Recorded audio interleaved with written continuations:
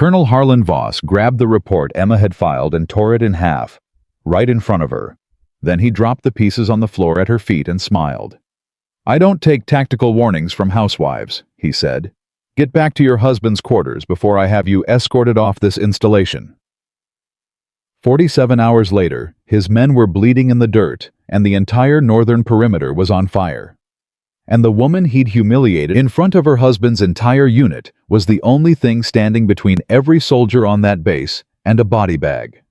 Subscribe and follow this story to the very end, then comment your city below. I want to see exactly how far this story reaches. Emma Walker had not planned to save anyone that week. She had planned to surprise her husband with homemade chili, a bottle of red wine she'd been saving since their anniversary, and 2 weeks of the kind of quiet that only existed between two people who had earned it through long separation. She had planned to sleep past 6 in the morning for the first time in months. She had planned to sit in a chair and do absolutely nothing and feel no guilt about it whatsoever. She had not planned on any of what came next. The drive from Billings took 4 hours on roads that narrowed slowly until they became suggestions rather than actual infrastructure. The Montana mountains in late October did not care about the comfort of drivers. They rose up on both sides of the truck like walls gray and indifferent, their peaks already buried under the first hard snow of the season. Emma drove with both hands on the wheel and the radio off because she had never been the kind of person who needed noise to fill silence. Michael didn't know she was coming. That was the point. She had coordinated only with Sergeant Deanna Cho Michael's administrative NCO, who had promised to leave the guest quarters unlocked and to say absolutely nothing. Deanna had laughed when Emma called. "He's going to lose his mind," she'd said. "In the good way." Emma had smiled at that. She missed the good way of things. Months of distance had a way of making even familiar people feel like strangers, and she had felt Michael drifting into the category of someone she remembered rather than someone she knew. She wanted to fix that. She did not expect to arrive and immediately feel like something was wrong. The feeling started before she even reached the checkpoint. She was still 2 miles out, coming around a long bend in the mountain road, when she noticed the security camera mounted on a wooden post near the tree line. It was angled wrong. Not dramatically, not in a way that would make someone slam on the brakes. Just slightly. Maybe 15 degrees off from where it should have been pointing. The kind of thing a hard wind could cause, or a careless maintenance worker, or someone who had deliberately repositioned it to create a gap in coverage. Emma noted it, filed it somewhere behind her eyes, kept driving. The checkpoint itself was staffed by a young soldier named PFC Garrett, according to his nameplate, who was 19 years old, and had the particular energy of someone who had just eaten lunch and wanted very badly to take a nap. He checked her ID, verified her name against the approved visitor list. Deanna had quietly added her to and waved her through with the mechanical politeness of someone doing a job rather than performing a function. Emma pulled through and parked where he directed her and sat in the truck for a moment after the engine went quiet. She watched. The patrol rotation was predictable. 2 soldiers moved along the eastern perimeter on a timing she clocked within 4 minutes of observation. Left post, right post, return, repeat, left post, right post, return, repeat. It was the kind of pattern that developed when soldiers felt safe. When nothing had happened for long enough, that routine became comfort, became complacency, became eventually catastrophe. She picked up her bag and got out of the truck. Sergeant Deanna Cho met her near the administrative building, small and sharp-eyed and grinning like someone who knew a secret. "He's in a briefing for another 20 minutes, she said, keeping her voice low out of habit rather than necessity. "You want to wait in the guest quarters, or you want coffee?" "Coffee," Emma said. "Walk with me." Deanna gave her a look. Not suspicious. More like curious.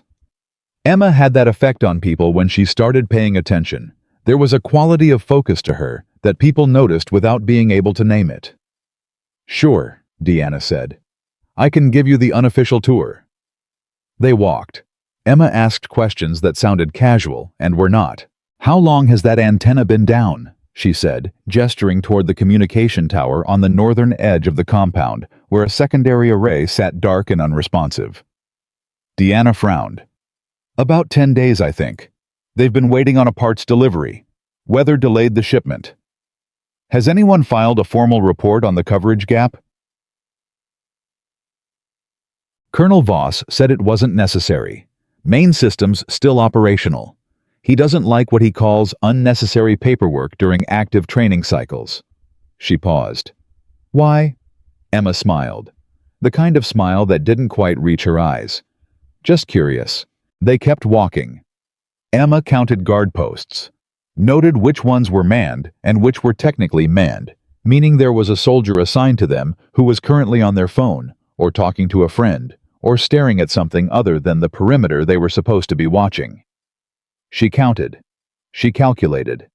She said nothing. By the time Michael found her sitting in the small commissary with a cup of coffee going cold in front of her, he had 3 different emotions cross his face in rapid succession: surprise, joy, and then a kind of tender exasperation that was very specific to people who loved someone and found them doing something unexpected.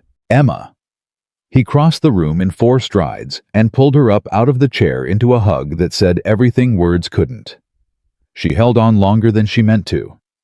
He smelled like cold air and coffee, and the particular soap he'd been using since she'd known him. Familiar.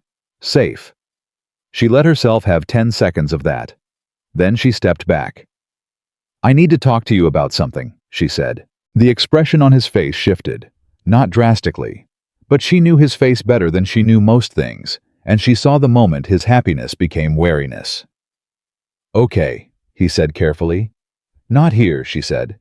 Somewhere private. He found them an empty office, a small room that smelled like old paper and heating unit dust with a single window that faced the interior of the compound rather than the perimeter. He closed the door. He looked at her with the patient attention of a man who had been married long enough to know that when his wife said she needed to talk privately, he should probably sit down. He sat. Emma told him everything she'd noticed. She did it methodically, without drama, the way she'd been trained to brief people who needed information rather than emotion.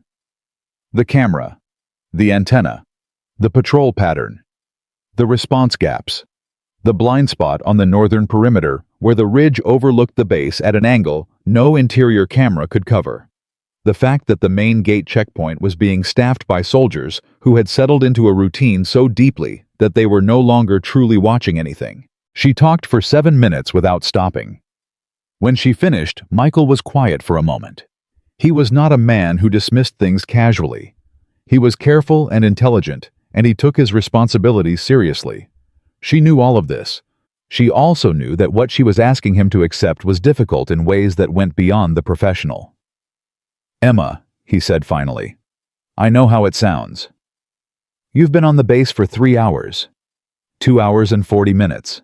And in that time you've identified what you're describing as a coordinated surveillance operation being run against this facility. She held his gaze. I didn't say coordinated yet. I said pattern. Patterns can be coincidence. But the camera and the antenna and the patrol schedule together. Michael, that's not weather damage and lazy maintenance. That's preparation. He rubbed the back of his neck. She recognized that gesture. It was the one he made when something made sense to him that he didn't want to make sense. Even if you're right, he said, I can't shut down a training cycle and put this facility on lockdown based on what you observed in under 3 hours. Voss would... I know what Voss would do. He'd end my career, Emma, not damage it, end it. He's been looking for a reason since the Brennan evaluation, and if I go to him with this, then don't go to him with it yet, she said. Give me 24 hours. Let me look more carefully. If I'm wrong, and nobody has to know I was ever worried. But if I'm right... If you're right, Michael said slowly, then we have a much larger problem. He looked at her across the desk. Something moved behind his eyes that she couldn't quite read. She had never been able to read everything in him, which was one of the reasons she had married him. He looked at her for a long moment, and then he said quietly, You're not just worried about security gaps. It wasn't a question. No, she admitted. You think someone is already here. She didn't answer that directly. She said, I think someone has been studying this base for longer than 10 days.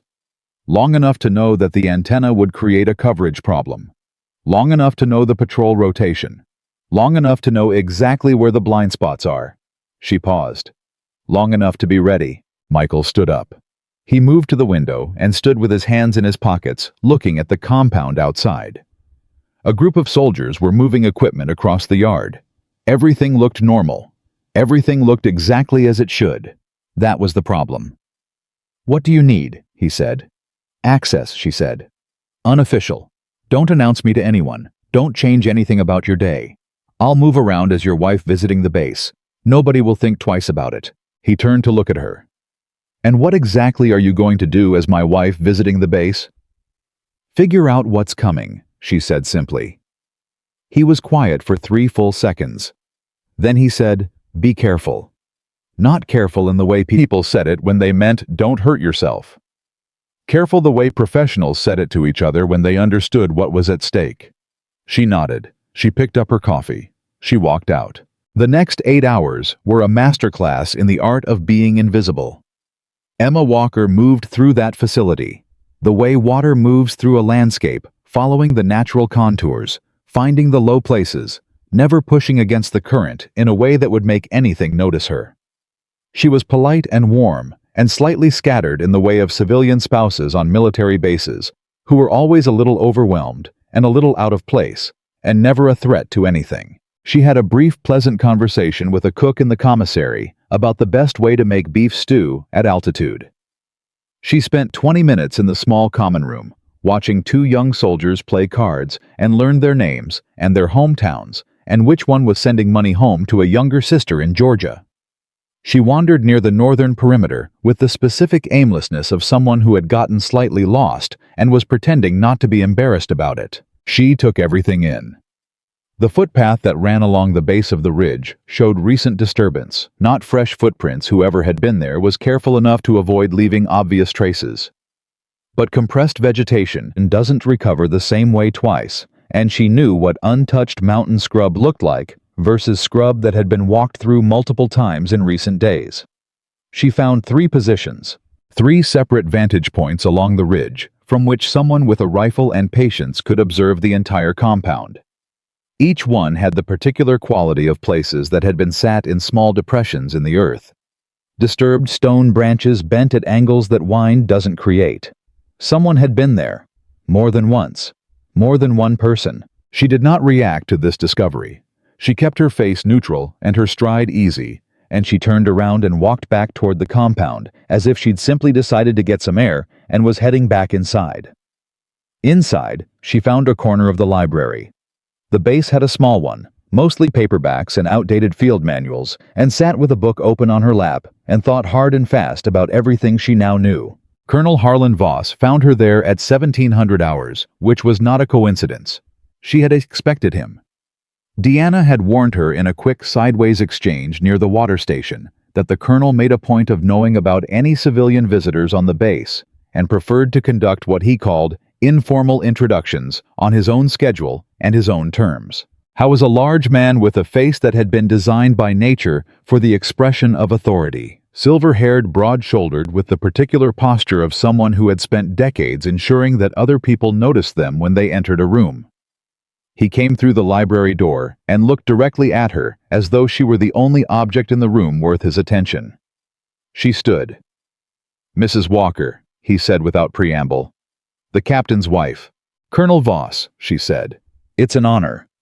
He sat down across from her without being invited, which told her several things about how he operated. He looked at her with the measured courtesy of a man who had decided in advance what category she fit into. "I hope you're finding everything comfortable," he said. "Very much so," she said. "You run a tight operation." "We do." He agreed with the satisfied ease of someone accepting a compliment they'd expected. He studied her for a moment. "Deanna tells me you've been walking the perimeter." "I've been walking," she said carefully. "I got turned around a couple of times. These mountain bases all look a little similar when you don't know them well." He nodded slowly. He was watching her. Not suspiciously exactly. More the way a man watched something he'd already assessed and found non-threatening, confirming his own assessment. "Your husband tells me you were in the service at some point," he said. "A long time ago," she said. "What branch?" "Army," she said. Administrative support. Nothing exciting. Something in his expression eased further, the way it does when a person hears exactly what they expected to hear. "Well," he said, standing, "if you need anything during your visit, Mrs. Walker, you're welcome to come to my office. My door is open to family." He said family the way people said it when they meant peripheral, when they meant adjacent to what matters. He left. Emma sat back down. She opened her book again and looked at the pages without reading them. She had 24 hours at most, and she had just confirmed two things. Colonel Harlan Voss was not going to listen to her, and the people on that ridge were not going to wait. She found Michael at 1900 hours in the small office they'd commandeered earlier, and she told him what she'd found along the perimeter. The observation posts, the compressed vegetation, the sight lines. He listened without interrupting. When she finished, his jaw was tight. 3 positions, he said, at minimum. "Emma, if you're right." "I'm right," she said. He stood up and moved toward the door, and she said, "Michael, wait." He stopped. "If you go to Voss right now tonight without physical evidence, with nothing but what I observed, he's going to pull my access. He's going to restrict my movement. And then nobody is going to be watching the perimeter from the inside because your men are looking at the wrong angles, and I'm the only person on this base who knows where they'll come from." He stood with his hand on the doorframe. He looked at her with an expression she recognized from years of marriage, the expression of a man who had been asked to trust something that made him deeply uncomfortable and knew he was going to do it anyway. "What do you want me to do?" he said. "Get me into the armory," she said quietly. "Just the key code. I don't need you to do anything else. If I'm wrong, you never gave me access to anything." He stared at her for a long moment. "And if you're right," he said. "If I'm right," she said, "then you need to be ready to move your men when I tell you to move them." The silence between them lasted 10 seconds. He told her the code. She memorized it without writing it down the way she'd been trained to memorize things once completely and never again. She thanked him. She went to the guest quarters and lay down on the narrow bed in her clothes and stared at the ceiling and listened to the mountain outside. At 0200 hours, when the base had settled into its deepest quiet, and the patrol rotation was on its most predictable cycle, she got up. She walked to the window. She looked at the ridge, and she saw it. Just once. Brief. A shape that the darkness around it did not account for. Movement at the tree line that had nothing to do with wind or wildlife. Deliberate. Controlled. The specific quality of movement made by a person who believed they were not being watched. Emma Walker stood at that window for 30 seconds without moving. Then she turned away from this glass and reached for her jacket and thought very clearly and very calmly. "They're not coming tomorrow. They're already here, and they're going to move at first light." She had maybe 4 hours to figure out how to keep everyone in that facility alive. She took a breath. She walked to the door, and the woman who had spent the last 6 years trying very hard to be nothing more than a captain's wife stepped back into the dark with her eyes open and her hands steady, and the particular kind of quiet in her chest that only ever came when everything was finally irrevocably real. She moved in the dark the way she had been trained to move, without sound, without hesitation, without the particular kind of self-consciousness that gets people killed. The base at 0215 hours had a specific quality of silence that Emma recognized. Not peaceful silence. Not the silence of safety. The silence of a place that had stopped paying attention to itself. Guards were at their posts, but not in their posts, the difference being everything. She had watched enough men stand a watch to know the difference between a soldier whose eyes were moving and a soldier whose eyes were open. The ones at the eastern gate were the second kind. She filed that away and kept moving. The armory was in the administrative block, which was quieter than the barracks side of the compound, but not unwatched. There was a camera above the exterior door, functional, unlike the one on the mountain road, and a keypad with a 4-digit code that Michael had given her with the expression of a man doing something he wasn't sure about and had decided to do anyway. She didn't go to the armory yet. First, she went back to the ridge. Not all the way up. Just far enough to confirm what she'd seen from the window. Far enough to count. She moved through the dark with her hands slightly out from her sides for balance and her breathing deliberate and slow, and she thought about nothing except what was directly in front of her and what she was going to do about it. She found the first position in 11 minutes. It was better concealed than she'd expected. Whoever had built it knew what they were doing. The sight line to the compound's main yard was clean and unobstructed. The position itself was protected on 3 sides by natural formation, and on the 4th by a deadfall that someone had very carefully not disturbed, which told her they'd approached from above rather than below. Patient, disciplined, not amateurs. She crouched low and studied the ground for 30 seconds. Recent disturbance. Within the last 6 hours. Someone had been here tonight. She backed out carefully. Found the second position 14 minutes later. Same quality, same patience. The sight line from this one covered the northern barracks and the communications building simultaneously, which was not an accident. She didn't look for the third position. She already knew where it was. She turned around and moved back down toward the compound, faster than she'd come up, and the entire way down, she was running calculations in her head. Timing angles, sequence the order in which things would happen if she were the one planning this attack, which was precisely the kind of thinking she had spent years learning how to do and years trying to forget. At 02:48 hours, she was back inside in the narrow corridor outside Michael's duty office. She knocked twice quickly. A pause. Once more. The door opened in under 10 seconds, which told her he hadn't been sleeping. Michael looked at her face and said nothing for a moment. Just read her. He had gotten very good at reading her face over the years, which was both a comfort and occasionally an inconvenience. "How many?" he said. "At least 6 positions total," she said, stepping inside and pulling the door closed behind her. "Possibly 8. They've been rotating through them. The ones I found tonight were used within the last 6 hours.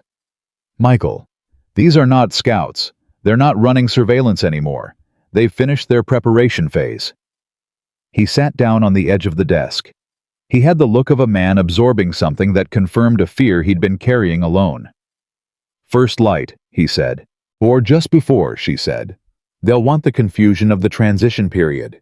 Guards coming off watch, fresh ones coming on. Everyone slightly disoriented from the handover. 15 minutes of maximum vulnerability, minimum cohesion." How was quiet?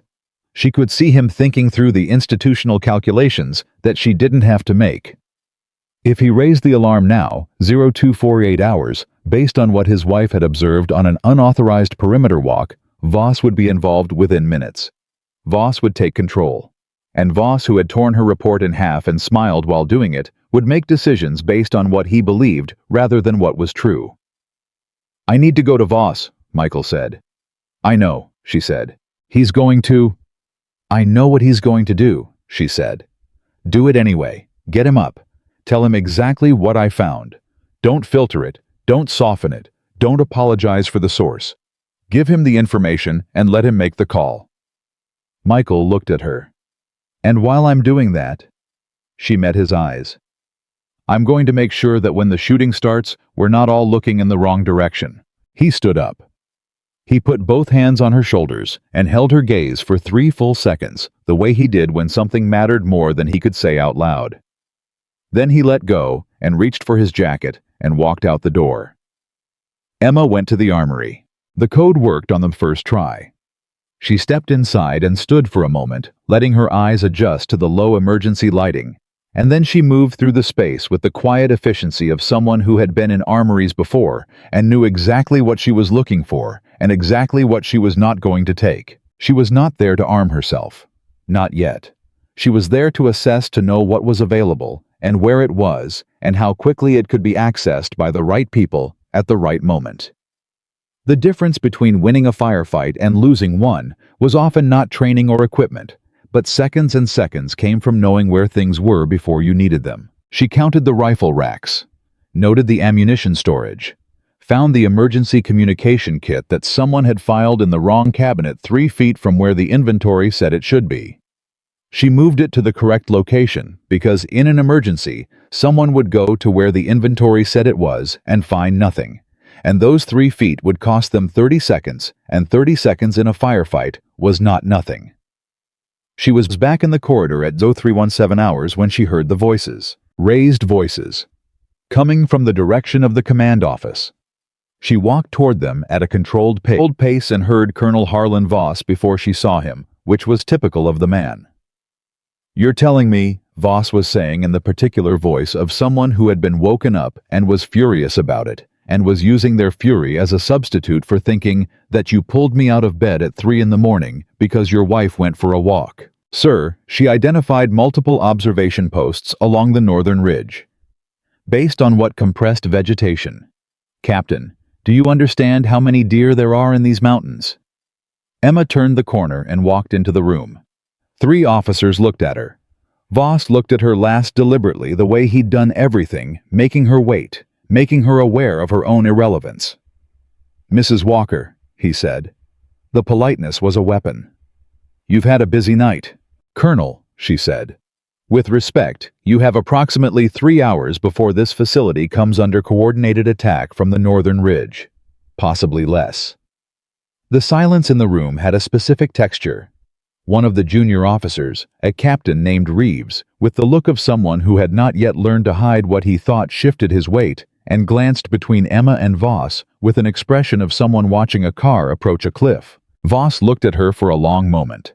Then he said with a patience that was worse than anger, "Mrs. Walker, I have been running security operations for 22 years. I have defended installations in 3 combat theaters. And you are telling me that in 2.5 hours of walking around a base you've never visited before, you've identified a threat that my trained security team missed." "Yes," she said. He stared at her. "That is exactly what I'm telling you," she said. Something moved behind his eyes. Not belief. Something closer to the particular anger of a man who had been questioned in front of his subordinates by someone who had no institutional authority to question him, and who was going to make sure that everyone in the room understood exactly how he felt about that. "Get her out of here," he said to Michael. "Harlan," Michael started. "That is a direct order, Captain." The temperature in his voice dropped about 15 degrees. "Remove your wife from this command space and get her back to the guest quarters, and if she leaves those quarters again tonight, I will have her escorted off this installation regardless of the hour. Are we clear?" Michael looked at Emma. She gave him the smallest nod. She turned around and walked out of the room on her own because she was not going to be escorted, and Voss was not going to take anything else from her tonight. In the corridor, Michael caught up with her in 6 steps. "Emma." "Don't apologize," she said quietly. "Go back in there. Stay close to him. When this starts, you need to be in position to take operational control the moment he loses it." Michael stopped walking. "When this starts," he repeated. "Not if," she said. "When." She looked at him. He looked at her. And in that look was everything: 6 years of marriage, 2 years of separation, a decade of history before any of that, and the specific weight of 2 people who understood each other well enough to know when there was nothing left to say. He went back inside. She went to the guest quarters and sat on the edge of the bed and looked at her watch. She gave herself 40 seconds of stillness. Not rest, not calm.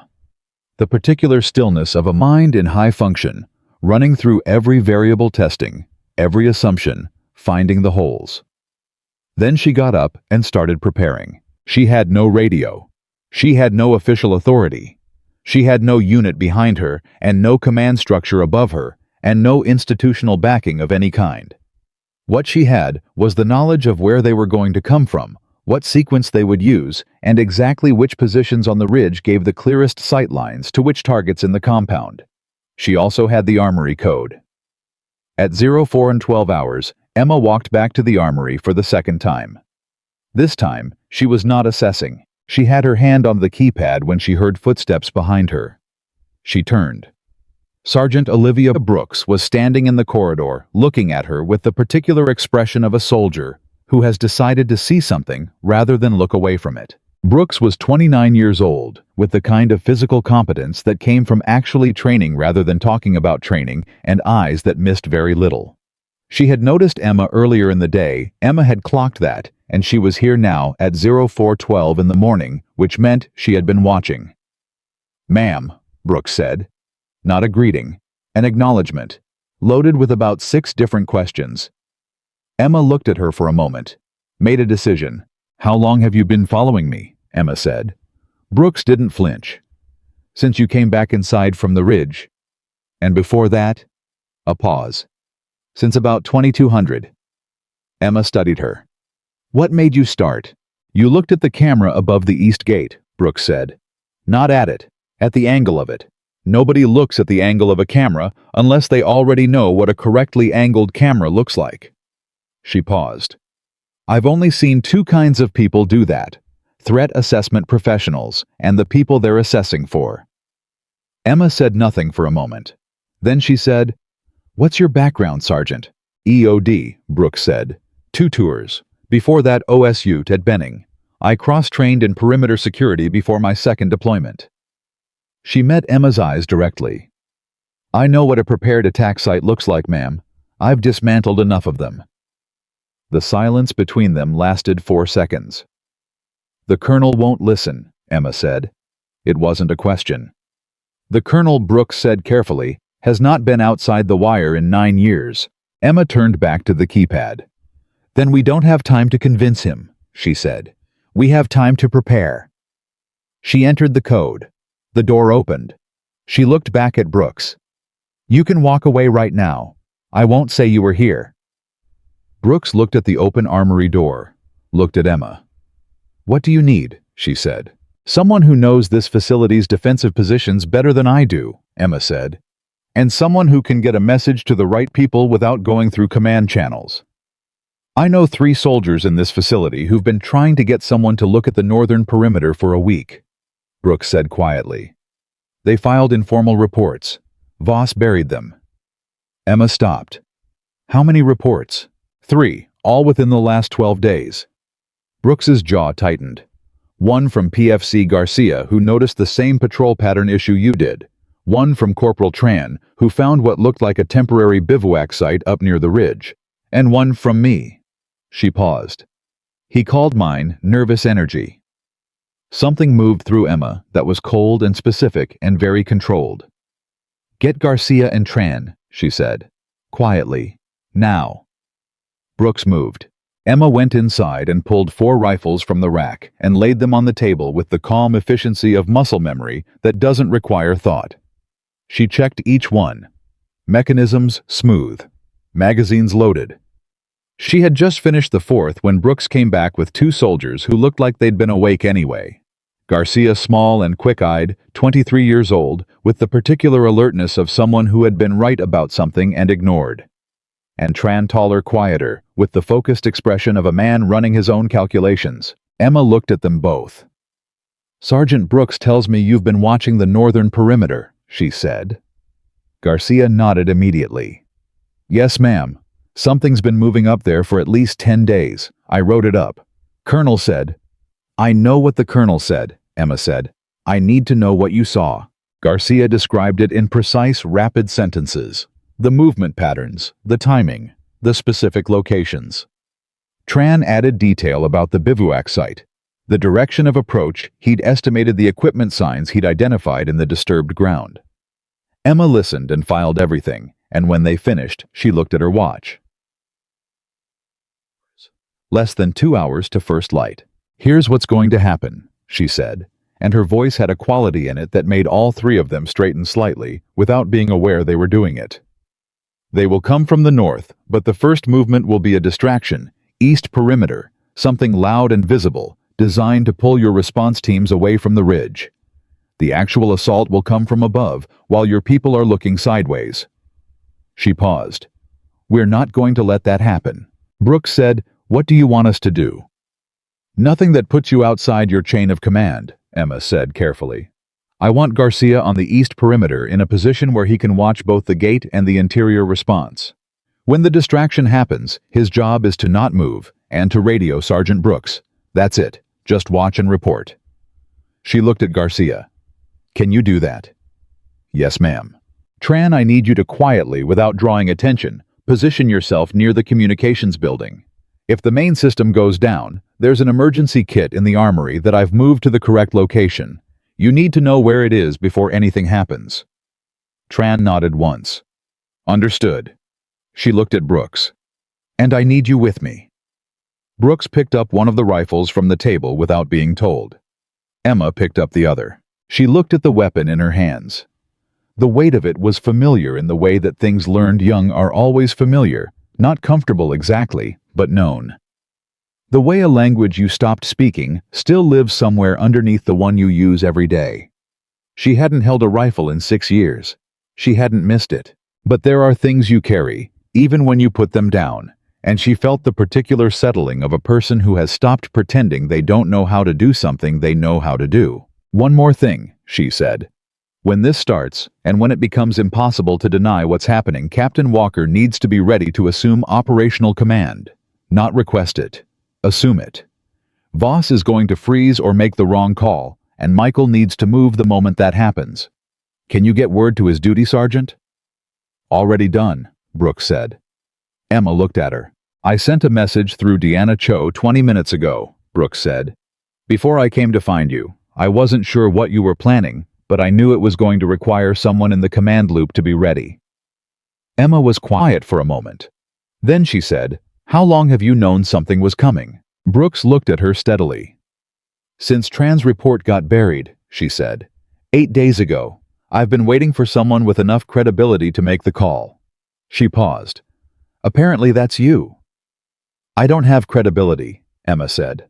I'm the captain's wife. You're the captain's wife who found 3 observation posts in the dark that 3 trained soldiers couldn't get anyone to believe existed, Brooks said. That's enough credibility for me. They went out. The compound at 0501 hours had begun its slow transition toward morning. The kind of institutional waking up that happened in stages and rhythms rather than all at once. Lights were coming on in the mess hall. The overnight watch was moving toward the end of their cycle, which meant attention spans at their absolute minimum, and the desire to hand off their responsibility to the next rotation at their absolute maximum. Emma moved through it all without appearing to move at all. She found the position she had identified from the ridge, a rooftop access point on the eastern end of the administrative block that provided a clear sightline to the ridge's primary assault position. She had identified it not from inside the compound, but from above, it looking down, reversing the attacker's perspective, the way she'd been trained to do. You always look from their eyes first. You always ask what they see before you ask what you see. She got up there with Brooks 2 steps behind her, and she settled into position, and she looked at the ridge through the scope, and she waited. At 0522 hours, her radio Brooks's secondary unit clipped to Emma's jacket came alive with Garcia's voice. Flat. Controlled. 3 words. East Gate. Movement. Emma didn't move. Brooks said quietly, That's it. That's the distraction. Yes, Emma said. 40 seconds later, the explosion came, not massive, not catastrophic, but loud and percussive and exactly loud enough to do what it was designed to do, which was pull every trained instinct in the compound toward the eastern perimeter. She heard shouting below. Running. The particular quality of a base responding to a threat, the way it had been trained to respond to a threat, which meant moving toward the noise, which meant moving away from the ridge. Emma had the scope on the tree line, and there they were. 6 figures moving fast and low, and with the precise coordination of people who had rehearsed this. Coming down from the 3 positions she'd identified converging on a single approach vector aimed directly at the communications building. Brooks, she said without moving the rifle. I see them, Brooks said. Get on the radio. Tell Michael. Tell him now. She heard Brooks behind her, voice low and rapid, delivering the information in the clipped shorthand of people who don't have time for full sentences. She heard the response. Michael's voice tight and immediate. Emma put the first shot into the ground 6 feet in front of the lead figure. Not at him. In front of him. A warning and a signal simultaneously warning to the approaching team that they had been seen signal to everyone in the compound that the threat was not at the east gate. The effect was immediate and significant. The 6 figures scattered, repositioned. The coordinated assault broke into individual movement, which was exactly what she needed. A coordinated attack is one thing. 6 individuals making independent decisions under pressure are another thing entirely. Below her, she heard the compound responding. The quality of the movement was changing faster, more directed, no longer purely reactive to the East Gate distraction. Michael's voice was on the radio now, authoritative and specific, redirecting the response teams toward the northern perimeter. Voss's voice was also on the radio, shouting, contradicting. Emma shut both of them out and focused on what was in front of her. The second shot she fired was into a communications relay. The advancing team had tried to destroy the shot, disabled the device they'd deployed against it before it could activate. She didn't take the shot she could have taken because they were not yet confirmed hostile combatants under the rules of engagement, and she knew the difference between what she was capable of and what the situation currently authorized. But she made sure they knew she was there. She made sure they knew exactly who was behind that rifle. Because the most important thing she could do in the next 4 minutes was not eliminate the threat. The most important thing was to give Michael enough time to get his people into the right positions, to get the response teams off the East Gate and onto the northern perimeter, to turn a coordinated ambush into a defended position. She fired twice more. Suppression, deliberate, controlled, not panic shooting. Every round with a purpose. And then the radio exploded with a voice she hadn't heard before. Deep, angry. Not panicking. This was the voice of someone who had run an operation and was watching it come apart and couldn't understand why. Who is on the ridge? The voice was not in English. Brooks beside her went very still. Emma lowered the rifle for exactly 2 seconds and looked at Brooks. Brooks looked back at her. They didn't know we had a shooter up here, Brooks said quietly. No, Emma said. They didn't account for me. She brought the rifle back up. Below her, she could hear the tide turning. Michael's redirected response teams had reached the northern perimeter. The figures on the slope were now caught between a position they couldn't advance on and a base that was no longer looking the wrong direction. The coordination that had made them dangerous was becoming a liability. They'd planned for a specific response sequence, and the sequence had not materialized. And at the center of all of it, on a rooftop in the pre-dawn dark, was a woman who had spent 6 years trying to be nothing more than a captain's wife, with a rifle in her hands and a clarity in her eyes that she had been carrying the whole time underneath everything, waiting for the moment when there was simply no more room left to pretend it wasn't there. Her watch read 0541 hours. First light was still 12 minutes away, and Colonel Harlan Voss, she could hear through the radio, had just given an order that was going to get 3 soldiers killed if nobody countermanded it in the next 90 seconds. She looked at Brooks. Get Michael on the line, she said. Right now. Brooks was already reaching for the radio, and Emma Walker, who had never wanted to hold a rifle again, who had driven 4 hours through mountain roads to bring her husband chili and wine, and 2 weeks of quiet, raised the scope back to her eye and made sure that 90 seconds was enough. Brooks had Michael on the radio in 11 seconds. 11 seconds that felt like a different kind of time, the compressed elastic kind that exists only when the margin between one outcome and another is measured in heartbeats rather than minutes. Michael. Emma kept her eye on the scope while she talked. Voss just ordered Alpha Team to the East Gate. Pull them back. Northern Perimeter Position 7, right now. A pause. 2 seconds.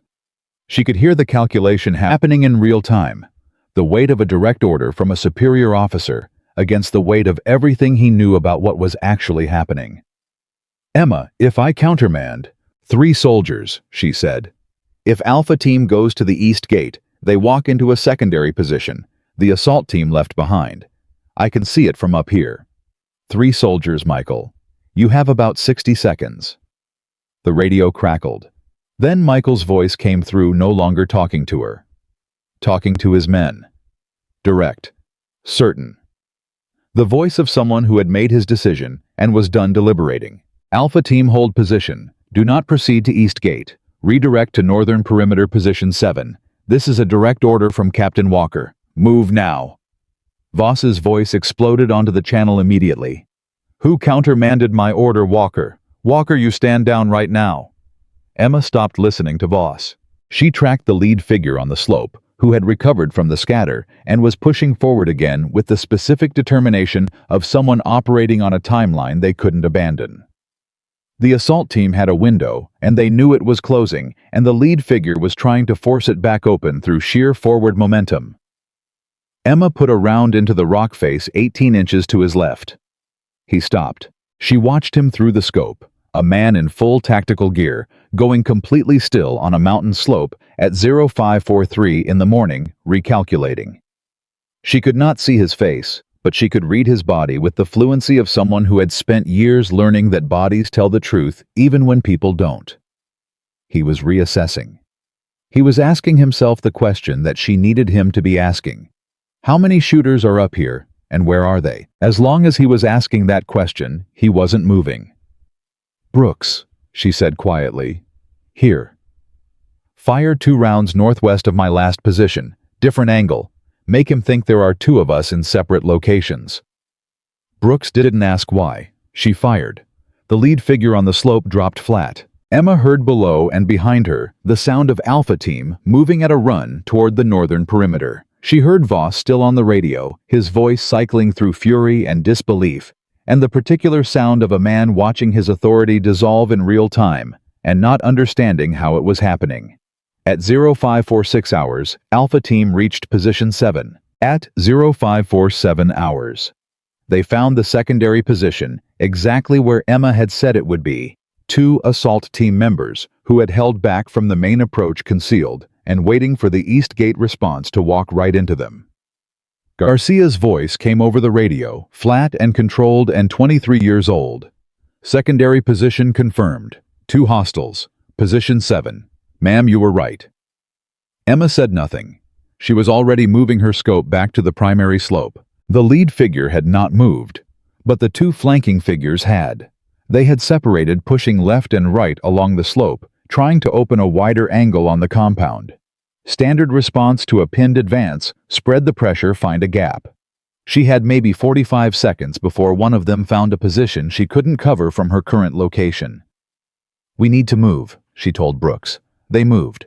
Coming off the rooftop was faster than getting up it, and Emma was already talking through the radio as they went, telling Michael where the flankers were going, what angle they were opening, what position his northern perimeter team needed to shift to in order to close it. Michael relayed it. His team moved. The flanker on the left ran directly into a 4-soldier response team that had no business being in that location, according to any plan the assault team had studied, and the flanker stopped cold and made the only smart decision available to him, which was to go to ground and stop moving. The flanker on the right got further. Emma heard the radio traffic change quality, less ordered, more urgent, and she knew before anyone told her that something had gone sideways on the right side of the perimeter. "Talk to me," she said. Tran's voice. "Hostile has reached the communications building exterior. He's got a device. Could be an EMP charge. Could be..." "It's a jammer," Emma said. She was already moving. "Don't let him deploy it. If he gets that unit active, we lose all radio communication in a 200-meter radius, and they reset the entire approach." "Ma'am, our people are 30 seconds out." "He doesn't need 30 seconds, she said. "He needs 8. She was running. Brooks was behind her keeping pace, and neither of them was talking because there was nothing to say. The math was simple and brutal. The man at the communications building had a device that would blind the entire defensive response. The response team was 30 seconds away, and Emma was closer than that. She came around the corner of the administrative block at 0551 hours. The man at the communications building was exactly where Tran had said he was, crouched at the base of the exterior wall with a piece of equipment in his hands that she recognized immediately. Military-grade signal jammer, portable deployment time approximately 6 seconds from activation to operational. He saw her at the same moment she saw him. She had the rifle up before he could process what he was looking at. For 1 second. A single complete suspended second. They looked at each other across 22 feet of open ground. Emma's voice was completely level. "Put it down." He made the wrong choice. He lunged for the activation switch. She fired once. The device shattered. He pulled his hand back and looked at it, and looked at her, and there was a moment where he was simply a man trying to understand what had just happened. And then Brooks was on him from the left, and it was over. Emma lowered the rifle. She was breathing hard, but controlled. Her hands were steady. She looked at the destroyed jammer on the ground for exactly 1 second, and then she turned away from it because there was no time for anything except what came next. Her radio Michael's voice. Different quality now. The battle management voice was still there, but underneath it was something else, something that happened when the tide shifted and experienced soldiers felt it. Emma, northern perimeter is holding. Alpha team has the secondary position contained. The primary assault team on the slope has stopped advancing. A pause. I think they're reconsidering. They're not reconsidering, she said. They're waiting to hear from their forward element. When they don't hear, they'll know the jammer failed and the approach is compromised.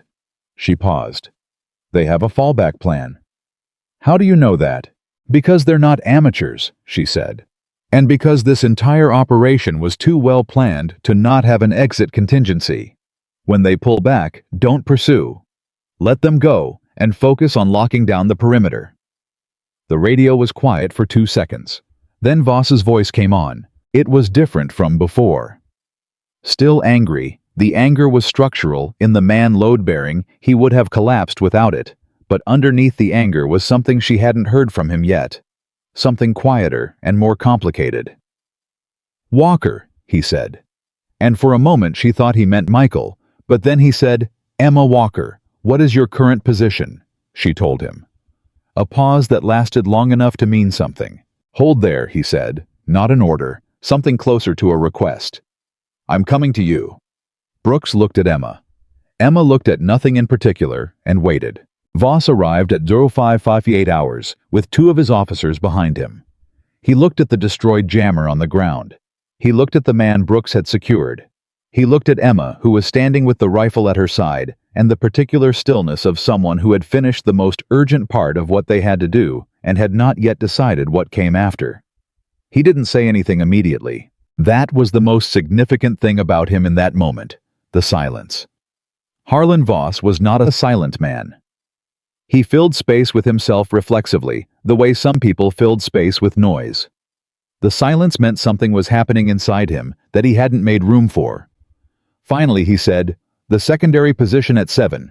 How did you know it was there? Sightline analysis, she said. If I'm planning this attack, and I know my primary approach might get compromised, I want a contingency that punishes the predictable response. The predictable response to a distraction at the East Gate is to send people to the East Gate. Position 7 is where those people walk through. He absorbed this. The jammer, he said. Communications building is the highest value disruption target in the first 3 minutes of an assault. Disable it, and you blind the defense. I'd have done the same. His jaw tightened slightly. Not anger. Something working through him that was harder to name. You've done this before, he said. Not a question. Emma looked at him directly. Yes, she said. Who are you? He said. And the question was genuine, not rhetorical, not dismissive. He was actually asking. She held his gaze. She had thought about what she would say if this moment came, thought about it in the abstract and in the specific. And what she said now was the same thing she would have said 6 hours ago if he had given her the room to say it. I'm the person who tried to tell you, she said. The radio in Voss's hand crackled with an update from the northern perimeter. The primary assault team was withdrawing, pulling back up the slope and into the tree line, moving fast, just as Emma had predicted. The fallback plan, executing on schedule. Voss looked at the radio. He looked at Emma. Something crossed his face that she had not expected to see there and would not have believed he was capable of. It was brief, and he controlled it quickly, but she saw it. It looked like shame. 8:0612 hours, with the assault team in full retreat, and the compound perimeter locked down, and the first actual light of day beginning to define the edges of things. Emma Walker sat on an equipment crate outside the communications building and let herself breathe for the first time in several hours. Brooks sat down next to her. Neither of them spoke for almost 2 minutes. Then Brooks said, "Administrative support." Emma looked at her. That's what you told Voss yesterday, Brooks said. When he asked what branch, administrative support. That's what I said, Emma confirmed. Brooks was quiet for a moment. You want to tell me who you actually are? Emma thought about that. She thought about the question and what it meant and all the ways she had answered it over the years, to Michael, to herself, to the version of herself that had decided 6 years ago that the answer was Captain's wife, and nothing more complicated than that. Someone who used to do this, she said finally. Someone who stopped. But you didn't stop, Brooks said. Not really. Emma looked at the sky, which was doing what Montana skies did in October mornings, turning from black to a dark blue that would take its time becoming anything else. You don't stop, she said. You just stop doing it. There's a difference. Brooks absorbed that. What did you do specifically? Emma considered how much to say. Then she said, reconnaissance and threat assessment. 7 years. I worked in environments where being noticed was the end of the mission and usually the end of everything else. My job was to see things before other people saw them and to be gone before anyone knew I was there. Special operations. Adjacent, she said. Officially, I was attached to intelligence support roles. Unofficially. She paused. Unofficially, the work was whatever it needed to be. Brooks was quiet for a moment. Why did you leave? Emma turned the rifle over in her hands. She looked at it the way you look at something that has been both a tool and a weight. Because I was good at it, she said. And being good at something that costs what that costs, eventually you have to decide whether the cost is something you can keep paying. She paused. I decided I couldn't. And now I drive 4 hours through mountain roads to bring my husband chili, she said. Brooks almost smiled. That's not all you are. No, Emma said. Turns out it isn't. At 06:31 hours, Michael found her. He came around the corner of the communications building at a pace just short of running and stopped when he saw her, and the expression on his face was the most unguarded she had seen on him in months. Not the managed expression of a man in command, not the careful expression of a husband, navigating distance and time, but something raw and immediate and very close to fear that was converting itself in real time into relief. He sat down next to her on the equipment crate. He didn't say anything. He put his hand over hers and held it, and she felt the tension in his grip. He was holding on in the specific way of someone who had spent time imagining not being able to. I heard the shot, he said finally. The one at the communications building. I knew it was you before anyone told me. How? Because it was one shot, he said. And it was enough. She looked at their hands. You countermanded Voss's order, she said. I did. That's going to have consequences. I know, he said. Are you okay with that? He was quiet for a moment. I'm okay with the alternative not happening, he said. Which is what would have happened if I hadn't. He paused. 3 soldiers, Emma. You were right about 3 soldiers. She nodded. She didn't say I told you. She didn't say what she could have said, which was that she had tried to tell someone 48 hours before that and had been laughed out of a command briefing. She didn't say any of it because the people who needed to reckon with that truth were going to have to do it themselves, and saying it out loud wouldn't help anyone. What she said was, what happens now? MPs are inbound, Michael said. ETA 40 minutes. Voss has called it up the chain, and there's going to be a formal assessment team here by afternoon. He paused. They're going to want to talk to you. I know. Emma. He turned to look at her directly. When they ask who you are and what you did, you're not going to be able to say administrative support. She looked at him. I know that too. Your record, he said carefully. The classified portions. I always knew there was more than you told me, but I never... He stopped. I didn't push because I figured you'd tell me when you wanted to. Michael? You don't have to tell me now, he said quickly. I'm not asking. I just want you to know that whatever it says, whatever you did or didn't do, or were or weren't, it doesn't change anything. For me, it doesn't change anything. She looked at him for a long moment. Then she said, I'll tell you tonight, all of it, if that's what you want. That's what I want, he said.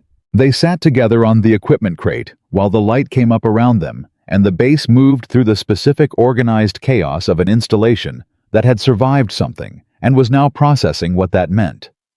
They could hear voices. Voss's officers coordinating the perimeter. Lockdown.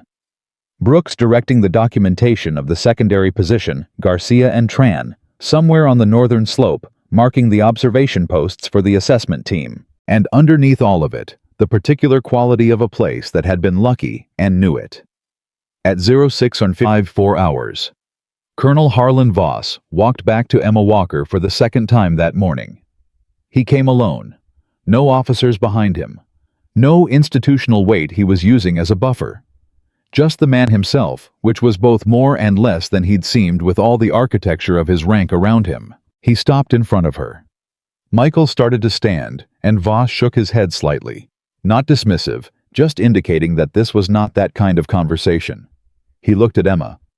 "The report you filed yesterday," he said. "The one He stopped. "I need you to reconstruct it. Everything you observed. Every position, every timing, every detail. The assessment team will need it, and I want it in their hands the moment they arrive." Emma looked at him steadily. "I can do that." He nodded. He started to turn away. Then he stopped. He stood with his back to her for 2 full seconds, and she could see from the set of his shoulders the specific effort of what was happening in that silence.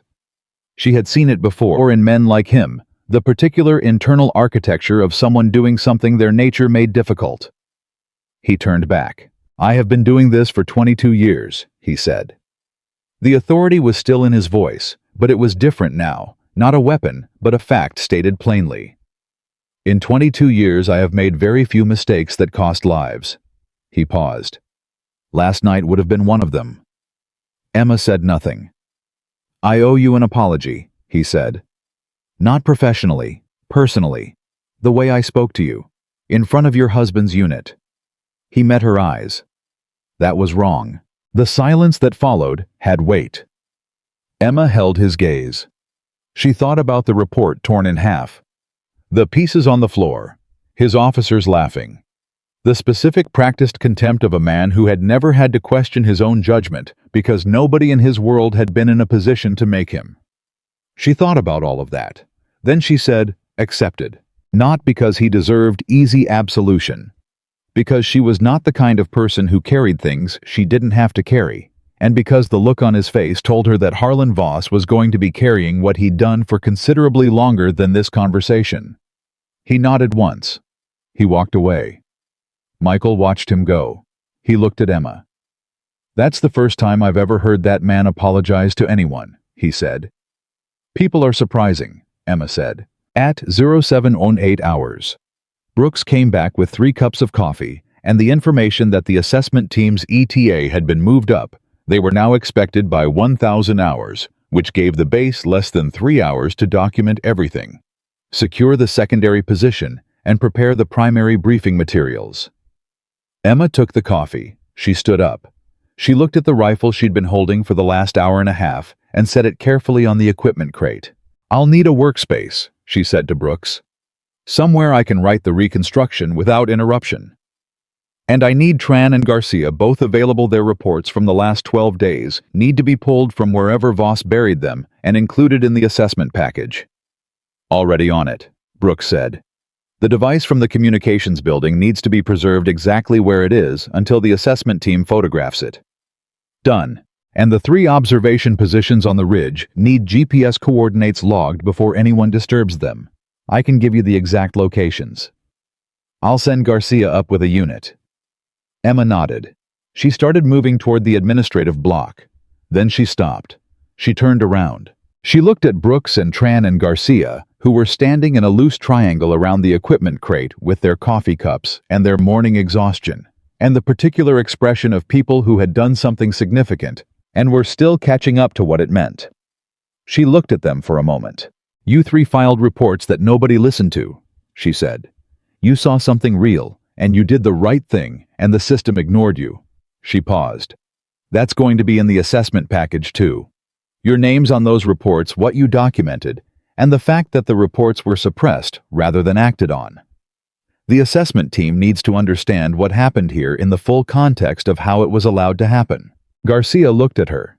He was 23 years old, and he had the expression of someone hearing something they hadn't known they needed to hear. "Ma'am," he said, "nobody's ever." He stopped. "What?" she said. "Nobody's ever said that," he said. "That what we did mattered, even before tonight. Just the filing it, the trying." Emma held his gaze. "It mattered," she said simply. "It always mattered. It just needed someone in the right position to confirm it." She turned and walked toward the administrative block. Behind her, she heard Brooks say something quiet to Garcia that she didn't catch, and Garcia's response, and the sound of three people who had come through something together, starting to understand what they'd come through. She walked inside. At 0741 hours, Emma Walker sat down at a desk in a borrowed office and opened a blank report template and began to write. She wrote from the beginning. The camera on the mountain road angled wrong. The antenna. The patrol pattern. Every detail in sequence, every observation, every calculation. She wrote with the particular precision of someone for whom written reports were once a professional form, tight specific source to observable fact, rather than interpretation. The kind of document that left no room for the reader to decide they were looking at a nervous woman's overreaction. She had been writing for 20 minutes when Michael appeared in the doorway. He looked at her at the desk. She looked at him in the doorway. And for a moment, they were just two people looking at each other from across a room, which was something they had done thousands of times over years of marriage and would do thousands of times more, and it was ordinary in the specific way that the most important things always are. So familiar, you almost don't see it, so essential, you can't actually live without it. You live without it. "You need anything?" he said. "I'm good," she said. He started to leave. "Michael." He stopped. "Thank you for giving me the armory code," she said. He was quiet for a moment. "Thank you for knowing what to do with it," he said. He left. She went back to writing. At 0823 hours with the report, 2/3 complete, and the sound of the bass preparing for the assessment team's arrival, filtering through the walls around her. Emma's pen stopped. She sat back in the chair. She looked at the pages in front of her, clean, precise, documented. Everything she'd seen and done and known laid out in black and white. Everything that Voss had thrown away, and that the assault team hadn't accounted for, and that had made the difference between a disaster and something survivable. She thought about the moment she'd picked up the rifle. She'd made a promise to herself when she left the service. A private, serious promise that she had kept for 6 years through discipline and intention, and a genuine desire to become someone for whom that promise didn't cost anything. She had broken it last night. And the thing she hadn't expected, the thing she was sitting with now in the quiet of a borrowed office, was that it hadn't felt like breaking something. It had felt like remembering something, like a door she had thought was locked, turning out to have been unlocked the whole time, just closed. She didn't know what to do with that yet. She picked up her pen and went back to writing. Outside, she heard the distant sound of rotors, a helicopter still far off coming closer. The assessment team ahead of schedule. She wrote faster, and somewhere in the back of her mind, below the precision and the focus and the report taking shape under her hand, something was shifting. Something she hadn't let herself feel since before 0200 that morning, before the armory and the ridge and the rifle and all of it. Something that felt quietly and undeniably like the beginning of a question she was going to have to answer. Not today. Today was the report, and the assessment team, and the debrief, and all of the institutional machinery of aftermath. Today was facts and documentation, and the careful work of ensuring that what had happened here was understood correctly. But after today, after all of that, she was going to have to figure out who she was now. Because the woman who had driven 4 hours through Montana mountains with chili and wine and the hope of 2 weeks of quiet was still there. She was real, and she mattered, and Emma wasn't leaving her behind. But the woman who had spent the night on a rooftop with a rifle reading a battlefield by instinct, and holding a defensive line alone in the dark, she was real too. She had always been real, and she wasn't going away again. The helicopter touched down at 0947 hours 13 minutes ahead of the revised schedule, which told Emma, that whoever was on it had been moving with urgency before they even knew the full picture. She heard it land from inside the borrowed office. She finished the sentence she was writing, capped her pen, and looked at the completed report in front of her. 41 pages. Handwritten, every observation documented in sequence, from the moment her truck turned onto the mountain road to the moment she sat down at this desk. She had not softened anything. She had not contextualized anything in ways that made the institutional failures easier to absorb. She had written what happened, what she saw, what she did, and why, and the document was going to be uncomfortable reading for several people in this facility and above it. She picked it up and walked outside. The assessment team was 4 people, which was more than she'd expected, and told her that someone higher up the chain had decided this situation warranted serious attention before they had all the facts.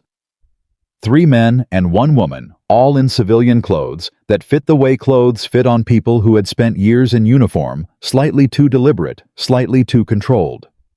The kind of people who had learned to look like civilians without quite becoming them. The woman was in front.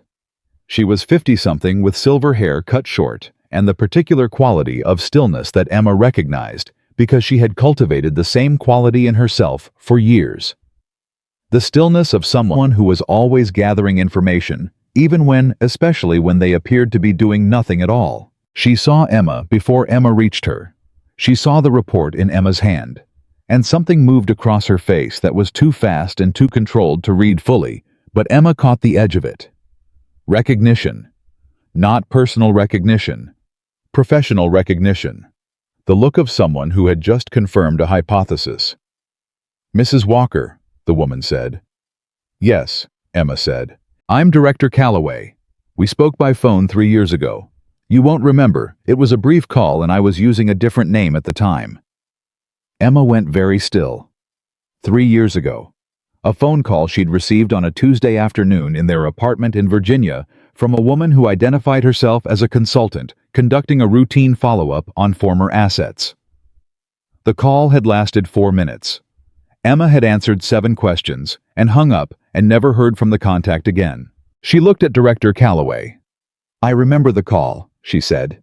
"Good." Calloway's eyes moved to the report. "Is that what I think it is?" "Complete incident reconstruction," Emma said. 41 pages. Chronological source to direct observation. She held it out. Calloway took it. She didn't look at it immediately. She looked at Emma. "How long have you been awake?" "Since 0200. "When did the engagement end?" "Primary assault team withdrew at approximately 0600. Secondary position was contained at 0547. Calloway turned to one of the men behind her, young, focused, with a tablet already open. "Get me the facility security logs from the last 14 days. All of them, including the suppressed internal reports." She looked back at Emma. "There are suppressed reports." 3, Emma said. "Filed by Sergeant Brooks PFC Garcia and Corporal Tran over the last 12 days. I can give you the names of the officers who received them." "I have the name of the officer who received them," Calloway said, and her voice was very flat when she said it. Voss appeared from the direction of the command building, walking toward the landing zone with the measured pace of a man who had decided how he was going to handle this moment and was executing that decision. He had his command face on, composed, authoritative, the face that had served him for 22 years and had failed him last night in ways he was still calculating. He extended his hand to Calloway. She shook it. "Director," he said. "Colonel." She held his gaze for exactly 1 second longer than comfort allowed. "We'll begin the formal debrief at 1100. I'll need your complete cooperation and your complete honesty, and I want to be clear from the outset that we have already been briefed on the broad parameters of last night's events." She paused. "All of them." Something moved through Voss's face. "Understood," he said. "Good." Calloway turned back to Emma without another word to Voss, which was a statement in itself. "Mrs. Walker, I need 2 hours with you before the formal debrief. Is there somewhere private?" They used the borrowed office. Calloway sat across from Emma at the same desk where Emma had spent the last 2 hours writing, and for a moment the 2 women looked at each other in the specific way of people who were figuring out how much the other one already knew. Calloway opened first. Your file, she said. The classified portions. What about them? Emma said. I've read them twice. Once when you left the service, and once this morning on the helicopter. She placed her hands flat on the desk. What you did last night, the threat assessment, the positional analysis, the engagement decisions, that's not administrative support, Mrs. Walker. No, Emma said. It isn't. Your record indicates 7 years of operations across 4 theaters, 31 documented instances of threat identification that preceded confirmed hostile action, a commendation from a directorate that officially doesn't exist. Calloway paused. You told Colonel Voss you were administrative support. He asked what branch, Emma said. Army. That part was true. Something that wasn't quite a smile moved across Calloway's face and was gone. When you left the service, she said, the assessment at the time was that you were, and I'm quoting from the exit evaluation quote, unlikely to reintegrate into civilian life without difficulty, given the depth of operational conditioning. End quote. She looked at Emma. But you did. I tried, Emma said. Successfully by most measures. 6 years, a marriage, a life. Calloway's voice was not unkind. What made you pick it back up last night? Emma thought about how to answer that. She thought about it for 3 full seconds, which was longer than she usually took to decide what to say. I didn't pick it up, she said finally.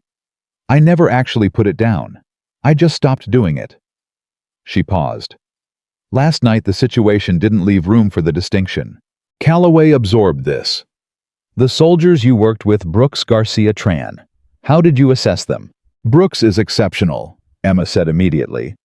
Tactical instinct, situational awareness, the specific quality of calm under pressure that you can't train because it either exists or it doesn't.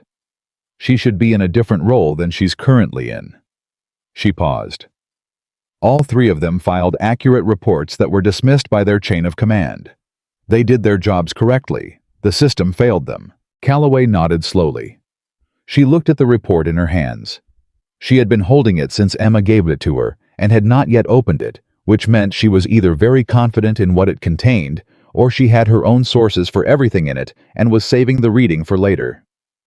Mrs. Walker, she said. Emma. The shift from last name to first was deliberate. I need to ask you something directly, and I need a direct answer. All right, Emma said. Last night on the rooftop, when you engaged, what were you thinking about?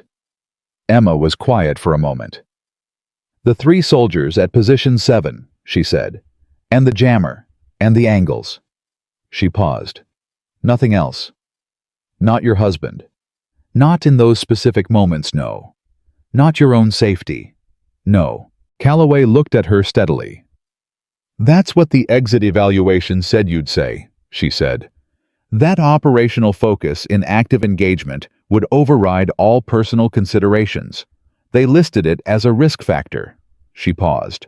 They also listed it as the thing that made you exceptional. The word landed in the room and stayed there. Emma said nothing. I'm going to tell you something, Calloway said, and I want you to hear it before the formal debrief because once we're in that room, it becomes official, and official things have momentum that's hard to redirect. She leaned forward slightly. There are people above my pay grade who have been watching this facility for 6 weeks. Not because of the training cycle, because of what the training cycle was cover for. Emma went still. The assault team last night, Calloway said. They weren't random.